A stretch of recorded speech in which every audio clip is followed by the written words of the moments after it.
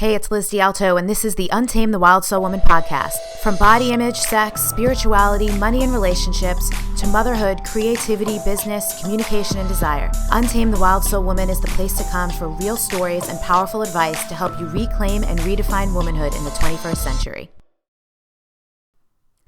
Elizabeth D'Alto here, your host for the Untamed the Wild Soul Woman podcast, with a quick and time-sensitive announcement before we get into today's episode. So if you're listening in real time, it's Monday, January 4th, and today is the last day to enroll for the Wild Soul Movement virtual program before the price goes up tomorrow on Tuesday, January 5th.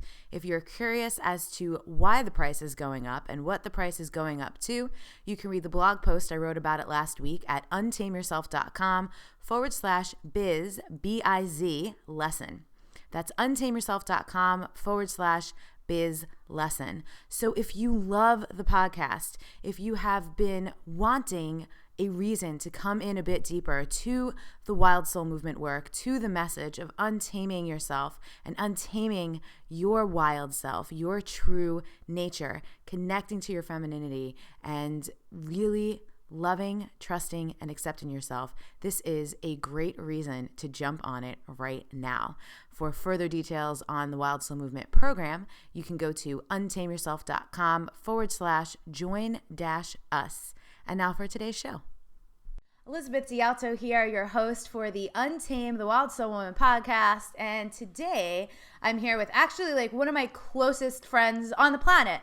So this is Jill Coleman, and something I super love about Jill. Obviously, you can read her bio in the show notes, but here's something I love about Jill, two things, and really, really respect about her. Number one, and we'll get into this for sure today in the interview, we're going to talk a lot about mindset. We're going to talk about how to not be a victim. And if you just heard me say that and you went, well, I'm not a victim, then you definitely need to pay attention, because there's not a person on this planet who in some way, shape, or form doesn't take on a victim role at least every once in a while. And some people are doing it way more than they actually think. You actually might not even have the context or even the language to know when you're doing it. We're for sure going to talk about that today. Jill is amazing with that kind of mindset work. But the other thing I really love about Jill, a lot of people we have on the podcast run businesses. And one of the things you may or may not have heard me talk about before is, if someone's going to be a business coach, run a fucking business, And so Jill coaches fitness professionals in business. She has this awesome year-long mentorship she's been running for 5 years now called Best of You. And, but she continues to run her own fitness business, and she keeps up with what's going on in the industry, because if she's going to dare to teach it, she wants to still be doing it. She doesn't want her knowledge to be outdated. And I just love and respect and admire that so much, because there's no shortage of people out there teaching things that either A, they're not doing and have never done, or B, are just not doing anymore and really don't have their finger on the pulse of their industry any longer. So I love that she keeps up with that. So Jilly, welcome to the podcast. You. How are you? I just love that intro so much. Thank you for that. And I can't wait to talk about that stuff. It's going to be fun. Yeah, I love doing intros like that. I mean, I could just read your bio, but that's kind of let me Google that for you. People could look that up or just read it in the show notes. So the first question, no woman comes on the show without answering, is what do you love about being a woman? What do I love about being a woman? I think the thing that I love the most and what I'm really tapped into lately in the last couple of years is the strength piece. Physical strength, obviously, but that's kind of every time I've thought about strength in my life up until the last couple of years, it's mostly been from a physical standpoint. So with my background in fitness and competitions, and it was always very important to have the look of someone who is fit or strong or, has muscle or whatever. So I never really thought about it in terms of emotional strength, and not in a cocky way, not in an overconfident way, not in a victim-y way. I know we're gonna talk about that in a second.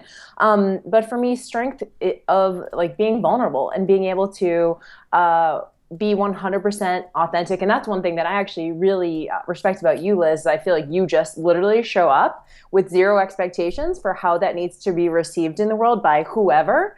Your only thing is, let me just show who I am and let the chips fall. And to me, that is the strongest thing that a woman can do. So for me, I really love the idea of emotional strength. And right now, that's something that I'm diving into so much as a woman. And it just feels so powerful. Yeah. And so thank you. And just so you know, as I go on, I take notes so I could just highlight all the best, juiciest parts without having to rewatch the interview myself later on. So in your experience, can you, and no need to delve into anything personal that you don't want to, but can you talk about your journey of your relationship to emotional strength? So I know, because I know you personally, we joke all the time. Jill and I have spent so much time talking about like our families of origin and like hilarious ways that like our parents handled things that we definitely choose not to go that route. So anything you feel like sharing in terms of like the evolution of how you relate to emotional strength in your life? Yeah. So when I talk about emotional strength, to me, it does mean that sense of authenticity or that sense of vulnerability, or in other words, trust. I know you and I have talked about this a lot, Liz, and it's the idea of trusting yourself. So that whatever's going on around you, people, your family, your relationships, your job, whoever is around in your sphere, there's less impact on you because you just literally show up and it's fine. So for me, emotional strength really comes down to self-trust. And when I think about trust, I think about the opposite of that being control. And so much of my life was spent trying to control, right? That's why I got into the fitness industry in the first place, being able to control my body. If I can control what my physique looks like, then I can just control, I'm good enough, or I'm going to be okay, or I'm going to be accepted, right? And so, it gets even further and further till you're up on stage in a bikini next to other women being judged on your body. Like, are we insane that we do that kind of thing? I mean, like, but that's the ultimate, locus of control in a sense, isn't it? And it's the weakest form of control. To me, the highest order of control really is trust. That's the ultimate in control, is that self-trust. So being able to be fine at, 50 pounds overweight or a little underweight or normal weight, or I always kind of think about it in terms of like the physical self, because I feel like so many women attach their self-worth to, you and I have talked about this a lot, to their physique. Yeah. And so if I can just control what goes in my mouth, I get to control what my body looks like, and I get to control how other people perceive me. And that's a really dangerous place to be. So for me, emotional strength, it really comes down to self-trust and being fine wherever. So I always say, like I talk to women a lot and they say, and I even felt this myself, they'll say, if I lost 10 pounds, then I could be happier, then I'd be accepted. And there's a shortcut that you can take. You can actually like yourself right now. And it's almost like you have to get there in your mind. That would make someone who's on a journey that would make no sense to right now. But for me, emotional strength is all about self-trust and authenticity and vulnerability. And that's the strongest place of strength. So vulnerability is not weakness. To me, it's actually the ultimate strength. Okay, so this is turning into an unintentional theme the last 2 weeks, because the interview that went up before yours was Jesse Nealand, and we were talking about body, we were talking about fitness stuff, attaching self-worth to appearance, and you know me, I never plan anything, so I didn't plan to have you both back to back, but it makes so much sense now going into a new year. Yep. When so many people, what are they going to do? Oh, let me make that resolution again to lose 10 pounds, to lose 20 pounds. Let me hit the gym harder than I've ever hit it in my life. And then, let's see what you're doing like 2 or 3 months from now. And so this idea, I would love to take a moment, because you have been on the inside of the industry, to let people know a little bit of like the truth behind some of those amazing bodies. So many women, so we don't need to get into like media necessarily, because Jesse and I talked about that last week, but you have some more behind the scenes. So many women look at magazines, they look at fitness models, and they're going, oh, that's what I want to look like. Oh, why is it so hard? I can never do that.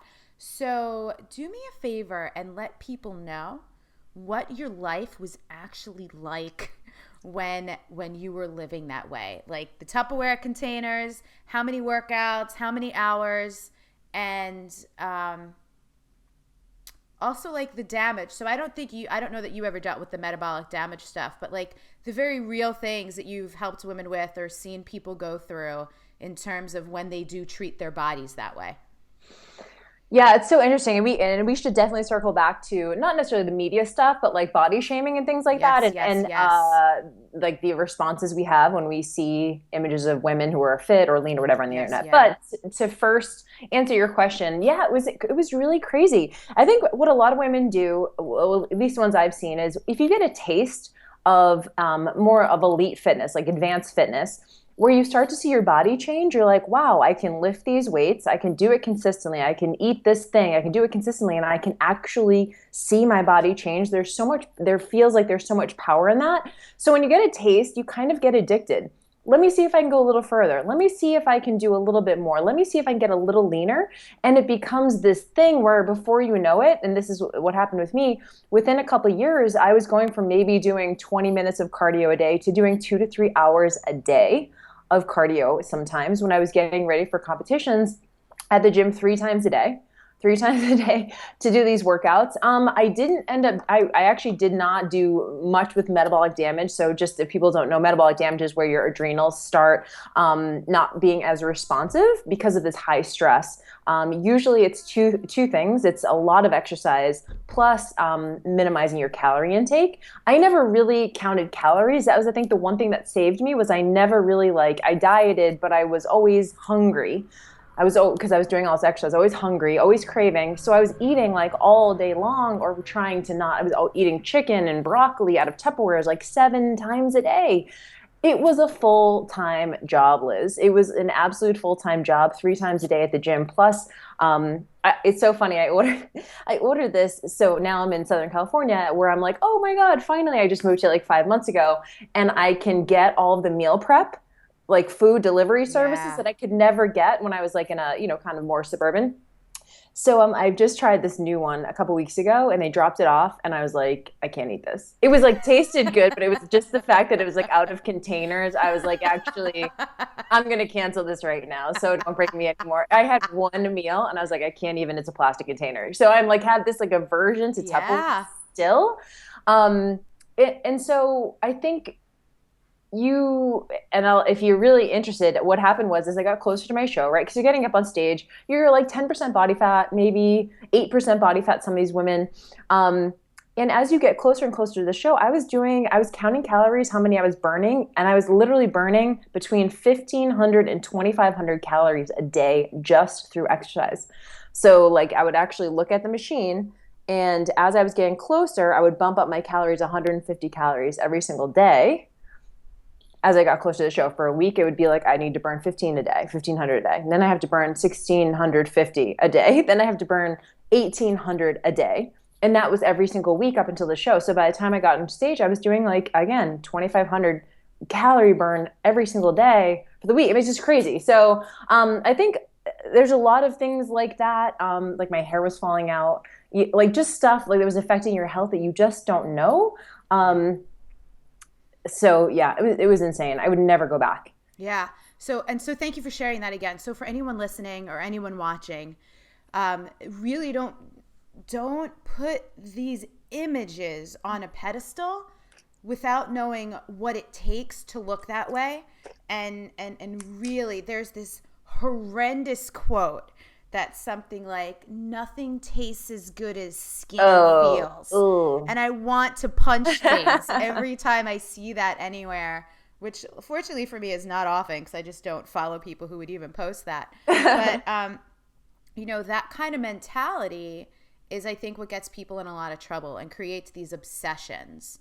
Well, you also have to consider what like you said, the photos that you're seeing, even most of the ones on social media, it's a fake tan. It's literally someone who is dehydrated for this shoot too. So they usually lose between 3 and 7 pounds just dehydrating for the shoot. So that's why they look so lean, so ripped. People don't walk around like that. I mean, a lot of these women who are so lean in their off season, or they just won't post photos of themselves. It's so funny. I had this, and I was doing that a little bit when I was in it. And then I was like, you know what? I want someone to be able to recognize me on the street. So I'm going to start posting regular old shots of me, regular, I want to actually look like the person who, if someone sees me at a conference, they recognize me because it's they've seen those. So, but I know that sounds kind of weird. It's of course, Jill, but not when you're that deep into that industry. When you're in the bodybuilding fitness model, you feel so attached to that image that people have seen of you on the internet, especially, that you're so terrified of being seen any other way. Yeah. So there's a lot of shame rolled up in it. And I like that you brought up the body shaming. And so again, what I want to say to anyone listening is just don't you dare shame yourself for not looking like those people, because you have a life, you know, like you have a family, you do other things. You don't have 3 hours a day to be like doing some boring ass cardio. Just out of curiosity, how did you even do it? It's so boring. What'd you do? Worst. I don't even know. I try to like just not even remember that part of my life. Oh God, okay, fine. But here's the thing, like you actually don't want to be doing that because it doesn't even work. Like it really doesn't work. So every time I dieted down for a show, I would lose and gain like 20 pounds multiple times every year. And your metabolism isn't as responsive. So it takes more and more and more and more. I remember I was doing 2 hours of cardio a day just to maintain my weight, like not even to lose weight. And I was like, why the fuck am I doing this? Because it's not even working. But again, that control mechanism, right? So even in the face of something that wasn't working, I had to keep doing it because it was the only way I knew how to control how I looked. That's right. I was terrified that if I gave it up, I would immediately gain 50 pounds. Yes. You know what I mean? It's like that fear. So even when it's not working, we would rather something that's familiar that isn't working than potentially have the courage to try something new. Okay. This is a huge, huge point. I actually remember around this time last year, I was filling what I was calling my mentorship program last year. It was Wild Soul Circle. And I had a woman who was thinking about it. And one of the reasons why she was considering not doing it is because she had like a lot of kids and a very limited amount of time to put towards other things. So if she did my program, that was going to mean she couldn't keep up with her fitness regimen. And that was the thing. She was so terrified that if she stopped, the wheels were going to fall off the wagon. Yep. Whereas, as you and I both know, and we'll get into this in a little bit, that mental, spiritual, emotional work is the foundation for any type of physical result anyone can possibly hope to maintain in any kind of long-term capacity. So a lot of the things you described already, it's going to work in the short term, but like good luck to anyone to keep that up. So, and who wants to do that? That's a miserable way of living. It's a miserable way of living. It's just a miserable. I used to eat like 2 dozen egg whites a day. Like, this is super personal. You don't have to answer this question if you don't want to. But did you just have like horrendous gas 24/7? All the time. Yeah.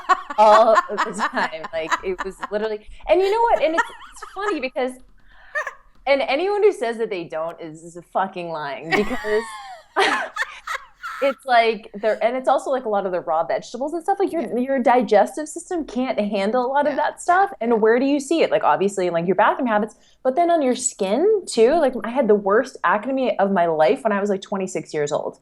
Like literally worse than even when I was a teenager because I was also doing things like Splendas and sugar-free chocolate and stuff like that. Just anything, these like kind of Frankenfoods, like weird stuff that I was like, oh, it doesn't count because it's sugar-free chocolate or whatever. My face was like so broken out and it's obviously representation of your GI system. Yeah, well, and so clearly, again, for those I have not farted for like 3 years. So I just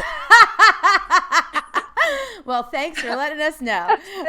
So if you're watching, you can also see now Jill's skin is like friggin' immaculate. I don't know if I've ever seen a mark on your face. So let's go back to body shaming for a minute because this is something is a huge pet peeve of mine.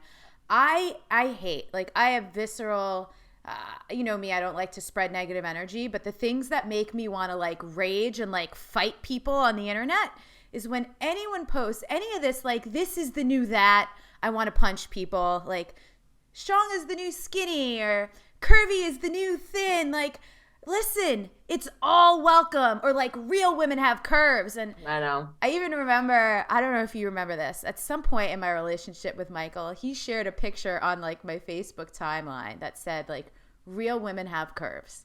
And it was meant to be like loving and supportive. I remember this. And I remember being like, yo, dog, appreciate the sentiment and don't ever share anything with me like this again. Because, so does this mean that women who don't have curves aren't real? Right. Like what none of us are like plastic dolls. Like we're all real humans. And so any of that, like people don't realize, I don't think it's meant to be empowering, but it's really, really, really subtly creating more separation and just more reasons for someone somewhere to friggin' feel bad about themselves when they read it. So how do you feel about that stuff? Yeah. And how do you, this is what I love. I love your content. Your content is great. If you're listening to this, follow Jill on Instagram and Facebook and Twitter at Jillfit, Jillfit. Her stuff is the bomb. And we're going to talk about two of her campaigns that I love in a little bit as well. Her Moderation 365 and her Anti-Fragile. So I went on a tangent. Do you remember the question I asked? I do. Okay. I want to talk about body shaming. And I actually wrote a blog about this recently because I saw so much like fat shaming, and then I saw like skinny person shaming and like lean, like, fit person shaming. Like everywhere you look, there's like someone saying that some type of body is better than the other. And I agree with you. I think it just creates separation. However, my blog was about taking personal responsibility and individual approach to how you interact with those images. Right. So I'm not a fan at all of people being like, stop skinny shaming, stop fat shaming. Like, yes, like obviously in an ideal world, we wouldn't have any of that. But those photos of thin women in magazines and in media are not going anywhere. Right. So it's up to us as an individual to figure out how we want to feel about ourselves as a result of that.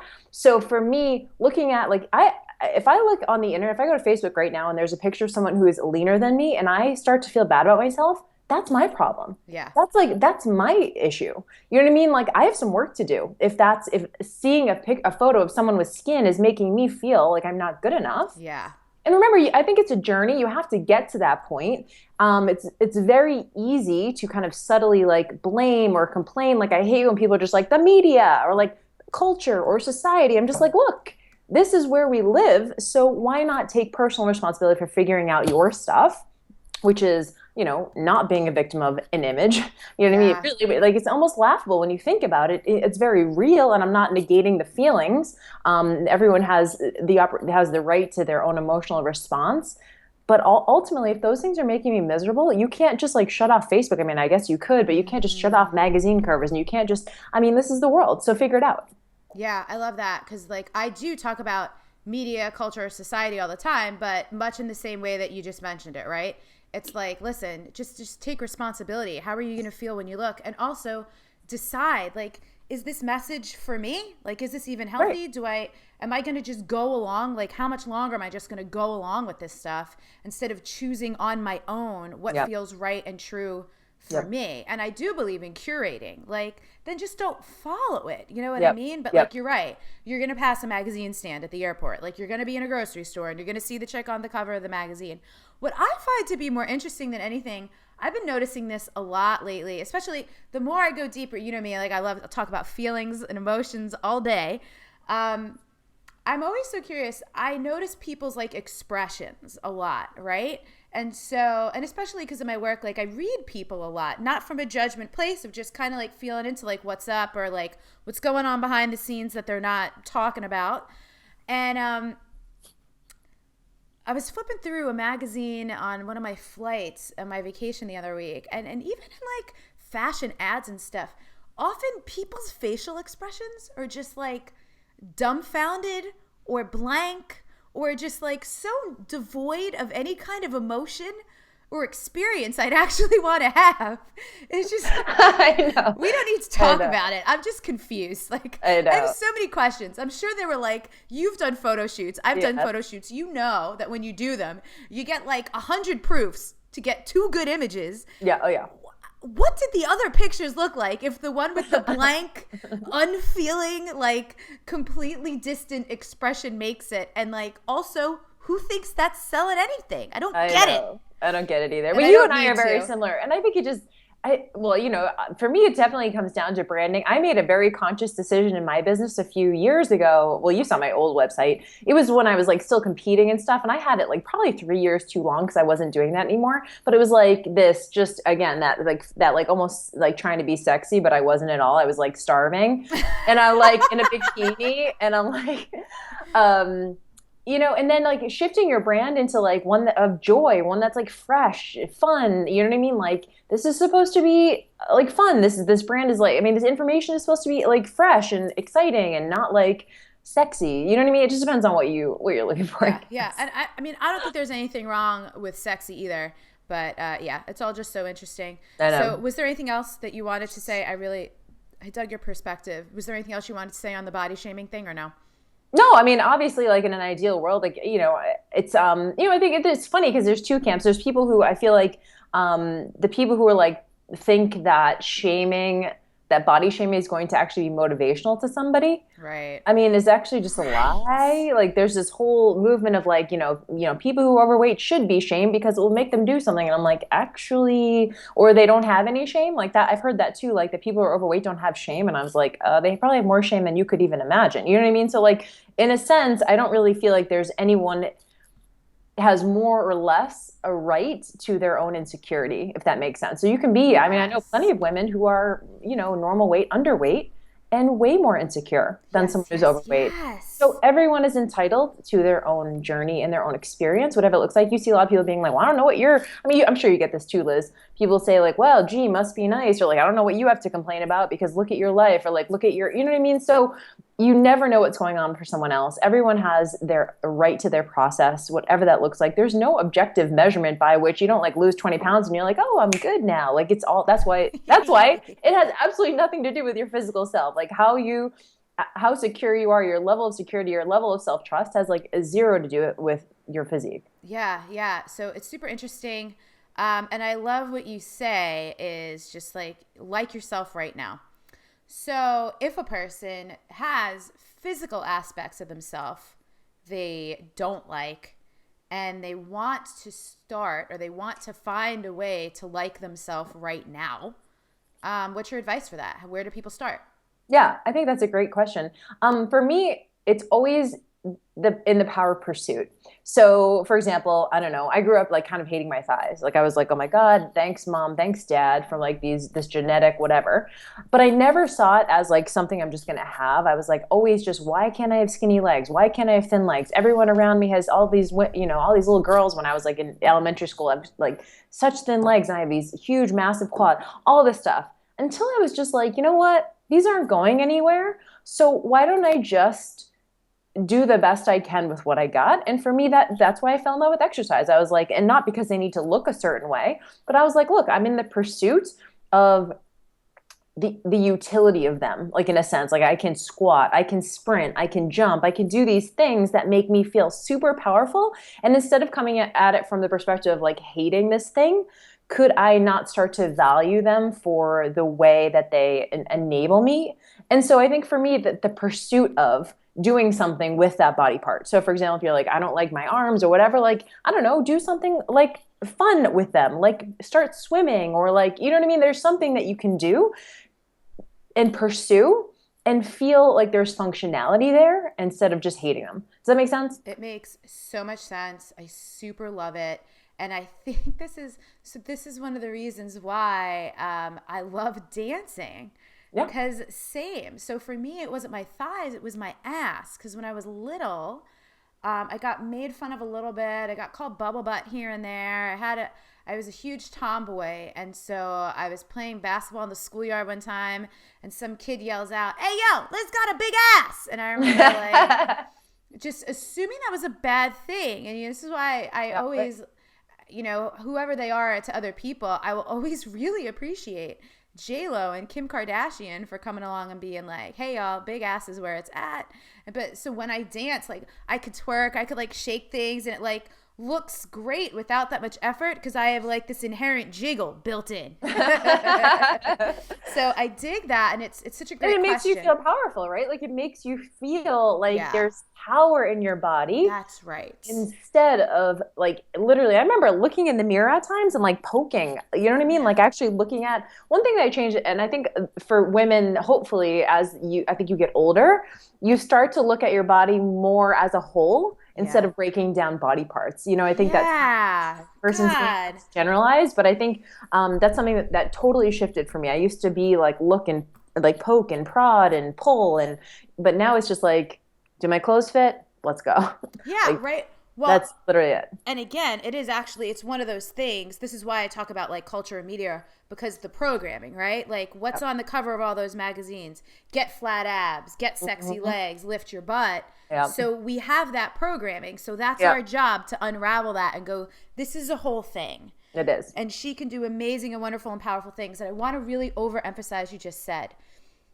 we choose to do something with a part that maybe we didn't love as much to feel powerful and useful in our own bodies and capable and able. Yes. It's not for the external validation. I don't shake my ass because other people think it looks good. I shake my ass because it's fucking fun, you know? And I enjoy doing that. So that's so important, because it's just a big theme on the show is just check yourself why you're doing things. Am I doing it to please someone else or to get some kind of external validation, or am I doing it because it feels so damn good to me I couldn't not do it? Yep. And it's worth the time, effort, energy, and attention to figure out what are those things you can't not do. And definitely, like you said, having the courage to try new stuff, because guess what? All the shit we've done for so many years that made us miserable, it's not going to suddenly one day not make us miserable. Well, you know, I always hear people say, I mean, what we're really talking about is gratitude, right? Like we're grateful for our body. But I think it's really hard for most people to make the jump from I hate my thighs to I'm so grateful for these big thighs. Like, I think that's a huge jump for people. So that's why I talk about pursuit and action and doing something with your physical body to bridge that gap. Yes. Because once you start doing that, there's no way to not be grateful. But you don't just like jump to gratitude. Like, I think that's a big jump for people. So the action, the pursuit is like what bridges that gap. Yeah, so you can have an actual felt experience. It's not just empty words. Yep. So let's get into, you, in terms of like the maintenance, you talk about, which I love, you and I have talked about this offline. You have something, one of your hashtags that you always use on Instagram and your posts is moderation 365. And I love how you like acknowledge like it's not a sexy thing, moderation. It's not like in style, but that's what works. And earlier you talked about having to do 2 to 3 hours a day of cardio to maintain a physique. And now for the last several years, you've been maintaining just by practicing moderation. So it's kind of like a throwback, right? Like people used to talk about it and then it just wasn't as cool anymore, but you're bringing it back. You know, it's interesting. I think it's always been there and everyone's kind of talked about it. It's just that the new shiny objects are more interesting. So we want to do the 21-day detoxes. We want to do the 7-day cleanse. We want to do the de-bloat. Like we want to do these things because we're bored mentally. We have like this thing in our head where we want to program jump because it keeps it exciting. They've actually shown in studies that people are more excited before the diet starts than they are about actually doing it. So like, I mean, how many people, this is before January 1st, but so, like we're recording this before January 1, there's so many people being like, I can't wait to start on January 1st. They're like so excited. They get their plan, they get their program, they get the meal, like they get the workouts. And then the reality of actually doing it is like, wah, wah, wah, which is what, and then we start looking for, and as soon as we start to get disenchanted, that's when we start to look for the next thing. That's why, and so for me, moderation is not sexy because you do it forever. Like, there's no other plan. There's actually nothing else to do. So you have to, and it's funny because it's nice in a sense because you give yourself permission to actually not really think about food all that much anymore. You're not thinking about the next plan. Actually, I'm just writing a blog now about why lose weight, like literally cannot be your goal forever. But if you ask most women, they're like, oh, I'm trying to lose 10 pounds. Like, I think my mom has been trying to lose 5 pounds for her entire life. Like, love you, mom, but that can't be the forever goal. It has to be the pursuit of something else. And then weight loss might be a byproduct of that. Yeah. Sustainable weight loss might be a byproduct, but you have to fall in love with what you're doing. And so in a sense, moderation is very mentally easy. It's hard to do in practice because we're so used to the black and white thing. But once you start doing it, you're like, I would never actually want to look for another program ever because this is just so easy. It's so automated. Yeah. And that's the thing, I think, the value of automation. So in another interview, in a completely other context, my friend Andy Driss used this term, function over form. And when he said that, I was like, man, what are the areas in my life that I'm like really overexerting myself for form? Meaning, do it the sexy looking way or like the cool way or use a new strategy. Whereas I could just be functional with it. And food is one of the places where I was like, I like to cook and I can still cook every once in a while, but like, that's why we hired a house mom. That's why I'm looking at, you know what, let me just do like a huge smoothie in the morning, get a shitload of nutrients in and just like let me treat food as function over form, so it's not medicine, it's not my balm anymore, it's not like where I seek emotional refuge when things get intense, because guess what, my life shit's intense often, so that's a problem. Yeah, so like the function over form, moderation is kind of just another way to say that.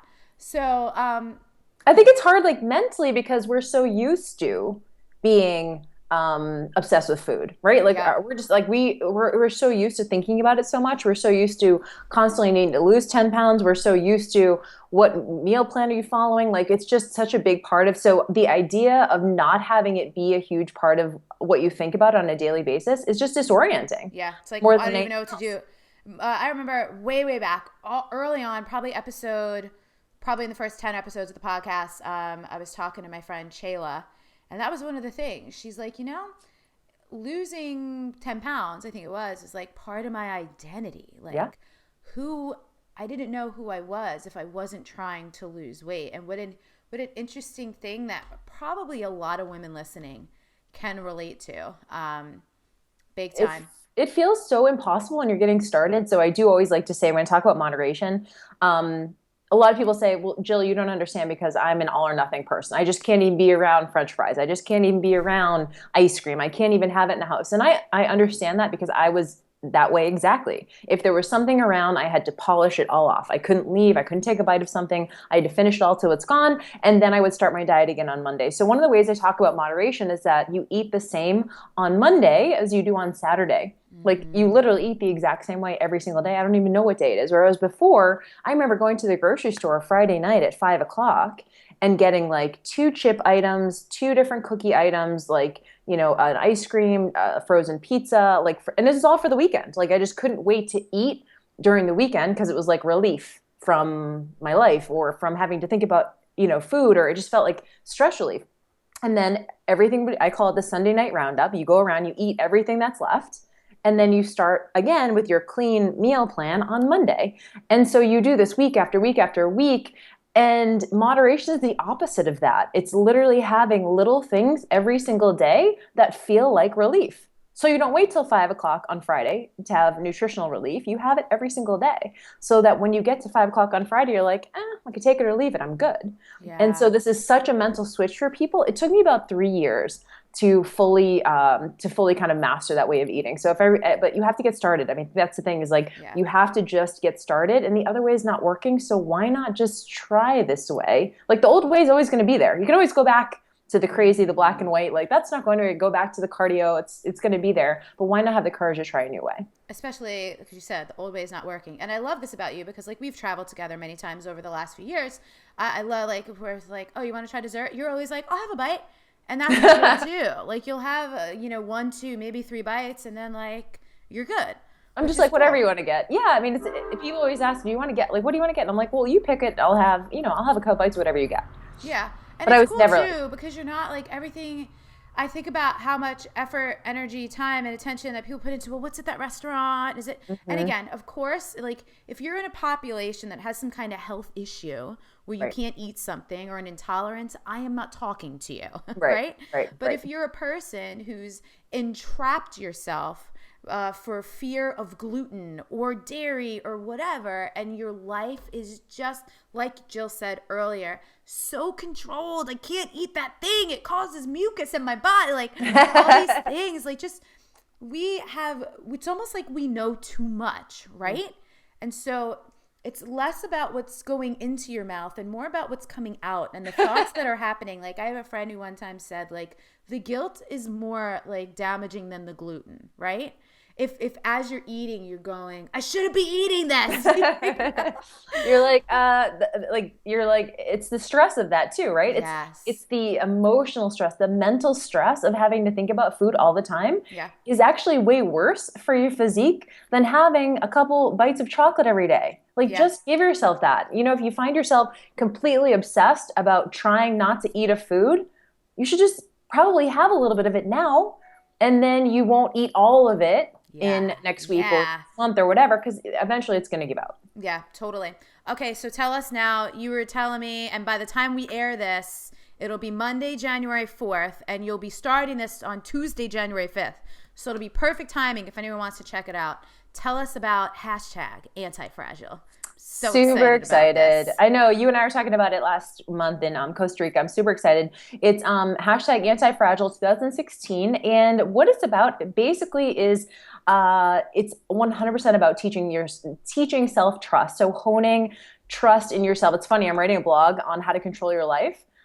And it's basically all about how to trust yourself. So you mentioned going to a restaurant, and being an example would be going to any restaurant. Someone could take me to McDonald's right now and I would be totally fine. I wouldn't be like, oh, I need to get a Big Mac because, I'm never going to have another opportunity to get it. Like, I will just order what I normally would order at a restaurant. Like, I don't know, a salad with chicken and maybe I'll have a couple of fries. Like, you know what I mean? I will be able to. And so anti-fragile is about, I kind of picture like standing out in the middle of like a desert and it's like so windy and you're just like this strong force and all of this stuff is going on around you. Chaos is the norm, right? Randomness is the norm.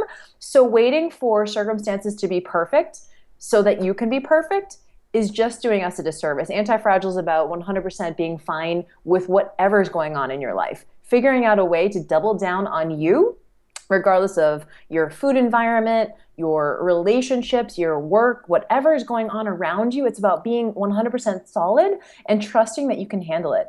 So it's exactly what it sounds like, anti-fragile. And just to be clear, I think a lot of people tend to think that means you have to be cold or callous or like just kind of not warm. And it's actually the opposite of that. It's about being 100% vulnerable, seeing all those angles so that there's nothing you haven't seen and you have the trust in yourself that you can handle it. So it's not about being cold or it's not about being like, well, like these people need to fuck off. Like it's actually just about being solid in yourself. So we're going to be talking about food, environments, relationships, all that kind of stuff. So, but a lot of the kind of food stuff too. Cool. I love that. Because again, yeah, like even me, and I'm super open about this, like in the last couple of years, once I came out of fitness and like my behavior changed, I went into all the other things, like I just started eating differently. Like the wheels came off the cart for me around food, which is just not something I ever would have expected of myself. So like, and it's cool too, because it gives me a lot more compassion and understanding for something I just previously, for the first like 29 years of my life, didn't actually have any concept of what the big deal was. So I appreciate that. So just recently I started doing this, and so it'll be interspersed in the timing of some of the episodes. But I want to ask you just like some fun random questions before we wrap up. So what is your favorite character in a movie and why? Favorite character in a movie and why? Oh my gosh, I can't even think right now. Well, I like don't even watch movies or anything. Ever. It could be nostalgic too. I mean, okay, so there's so many obviously, but I just watched Good Will Hunting again the other day. And I'm from Boston, obviously, so that's like we have to watch Good Will Hunting like every couple of years. And I just love Robin Williams' character in that, and like so sad that he passed, but so I love his character because to me he's like he's a combination of like strong and vulnerable, and I love that he's able to like be a mentor. And I think you get this, Liz, because you're a coach too. Being able to be a mentor and be a coach, but then also honor your own process and honor that you don't have all the answers either. I think it's really easy to be like, oh, I have to be the expert, I have to be the teacher all the time. I can't like let people see me sweat, and I think that's a huge disservice to not only yourself, obviously, but to those watching. Yeah. So I just loved the kind of the two sides of that character. Cool. I know you, like me, I know you read a ton. So just off the top of your head, don't even really think about it. What's your favorite book that you've read in the last couple months? Couple of months. Well, I mean, I just finished Presence by Amy Cuddy. I really actually wanted to read it because it's all about like strength and like emotional strength and kind of like body language and stuff like that. So that was probably the best one in the last couple of months. I actually haven't read all that much nonfiction. Nice.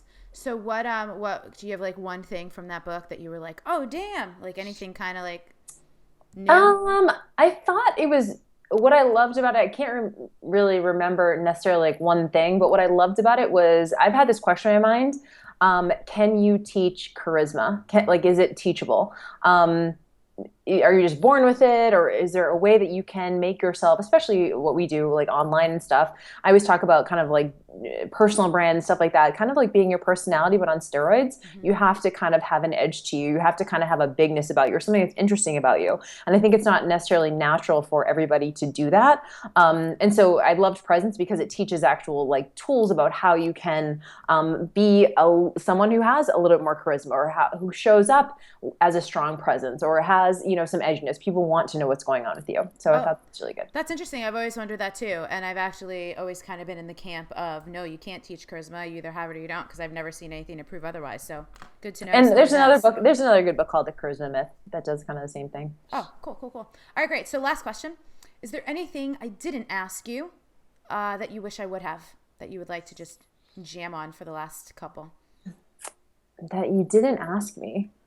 Especially under this topic of like Untame the Wild Soul Woman, like just knowing that wild means connecting to your true nature. So like your version, like what's true for Jill Coleman and what's true for Elizabeth D'Alto, two very different things. And so your version of wild and my version of wild are always going to be different, but they're true. So for me, yeah, it's interesting when I think about wild. It's so funny because like I obviously think about you when I hear that. And you and we connect, but we're so different in that way. I always feel like I'm a little bit more like, not stoic, but in a sense, just like more controlled or reserved or whatever. And so one of my big things for 2016 is more laughter, more joy, more, like more lightness. Things have been pretty serious in my life the last couple of years. So I really want to cultivate that. So I'm going to be learning new skills, learning new experiences, meeting new people, trying to do, just get out of my comfort zone a little bit more. I've been doing that a lot for the last couple of years, but for me, wild means, I don't know, it means light, it means fun, it means laughter, it means joy, it means flow. So all of those things. Cool. I love that. And again, I just love the re-emphasis. This interview has come back a handful of times to, if you want to change something, if you want to have a different experience, do something new.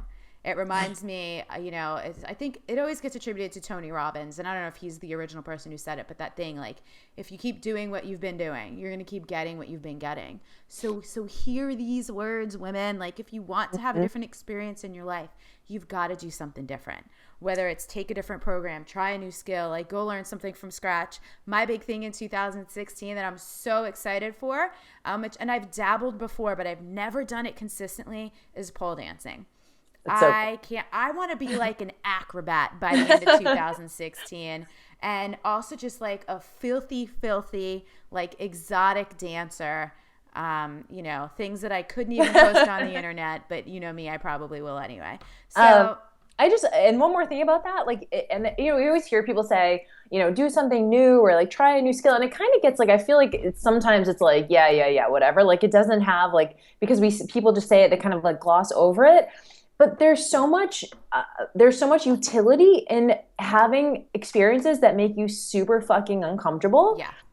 Because when you do, it comes back to that anti-fragile concept, doesn't it? It's like you see all this stuff, you've had all these experiences, these things have happened to you, you put yourself in these places that you are so uncomfortable and it's super fucking awkward, but you've had it now. So you go, yep, I've done that, and it was super fucking awkward, but I figured it out. Like, so for me, the first time was traveling overseas to a non-English speaking country by myself for 2 weeks, and I was constantly terrified that someone was going to come up and speak like the fastest Italian to me, and I'd be like, and I didn't know anything.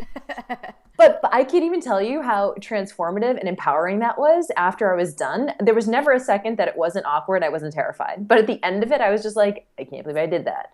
And so it's this feed forward. It becomes this feed forward cycle that builds your emotional strength because you just are like, yeah, I did that. Yeah, I've seen that. Yeah, I could handle that. And all of a sudden you start getting all these experiences and all these emotions under your belt, and you know that you've got it. Like, I don't even know how else to say that. So try something new, but it's more than that. Realize that having those things, doing those actions, it's a feed forward cycle. You're going to do more. You're going to do more. You're going to do more. And all of a sudden you're just going to be like, I'm the fucking most solid person I know. Like, you know what I mean? Yeah, that's kind of the thing that. Yeah, because, and so it comes from like experience. And so this is something I talk about all the time. It's not a concept. It's not an idea. You're not talking yourself into or out of something based on no fact and no real life experience. You're having an experience and what that does is helps you to not be delusional either way. Not be delusional that you can't handle things that you actually can, and not be delusional, which a lot of people are, that you're way better than you really are, because you haven't actually given yourself any kind of real test outside of your comfort zone. Yeah, so totally. cool. So you guys can find more. You can connect with Jill at jillfit.com, GILLFIT.com. We will link up into the show notes to the books that we mentioned, to that blog post that you were talking about body shaming. Anything that was mentioned in the show, we will link up to it. Anti-fragile, all that stuff. Julie, thank you so much. I always love talking to you, and I'll see you in a couple weeks at the next thing that we go to together. Thank you so much. All right, I'll see you soon. Bye. So going into a new year, as you look back, here's what I would do. I love, first of all, before I even look back, I love celebrating as I look back on what went well. This is the same. I teach this as a daily practice as well, to make a what I did list at the end of the night. So often people are ending up days thinking about all the things they didn't do, all the things they didn't get done, all the things that, God, I'll just have to do that tomorrow. And they feel stressed. Instead of first starting by celebrating all the things they did do, all the things they accomplished, all the things that went well. And so that raises your energy, that builds your confidence. And then you can look at, okay, what do I need to do tomorrow? Not coming from a place of feeling like crap, beating yourself up and feeling stressed and overwhelmed, but coming from a really empowered place, like, well, damn, I actually got a lot of stuff done today, and patting yourself on the back. So it's the same way from one year into the next.